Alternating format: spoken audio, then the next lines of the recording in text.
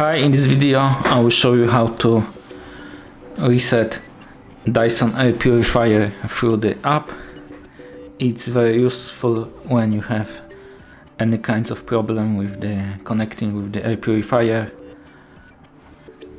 You need to open the app, then go to your machine settings, scroll down, tap on the remove machine, tap on the remove once more and confirm remove.